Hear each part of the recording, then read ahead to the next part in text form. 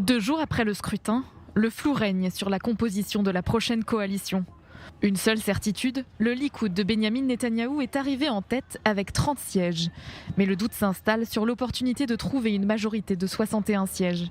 Les 4 sièges obtenus par Mansour Abbas et son parti Ra'am lui permettent de jouer un rôle prépondérant dans cette nouvelle configuration. Mais de l'autre côté de l'échiquier politique, c'est Bezalel Smotrich, leader du parti sioniste religieux, qui refuse catégoriquement l'éventualité d'une coalition avec le parti islamiste. Il n'y aura pas de gouvernement de droite basé sur le parti Ra'am de Mansour Abbas. Les amis, retirez-vous cette idée de la tête, cela n'arrivera pas sous ma direction.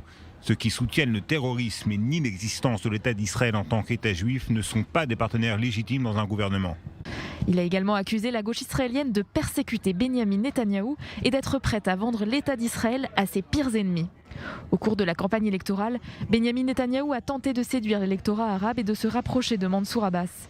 L'actuel Premier ministre envisage d'inclure Ra'am dans une coopération parlementaire. Mansour Abbas a néanmoins affirmé qu'il n'était dans la poche de personne. En d'autres mots, il n'est pas acquis que Ra'am se joindra à une coalition de droite. Et avant même que la 24e Knesset n'entre officiellement en fonction, les adversaires de Benyamin Netanyahou s'organisent. Ils envisagent de faire remplacer le président de la Knesset, Yariv Levin, par un député anti-Netanyahou.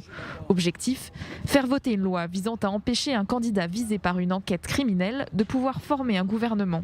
Ainsi, ils espèrent de fait exclure le chef du Likoud à condition de trouver une majorité de 61 députés pour voter la loi. Du côté de Naftali Bennett, on maintient le suspense. Le chef du parti Yamina préfère attendre les résultats définitifs pour se prononcer. Gideon Sa'ar, lui, a réitéré sa position.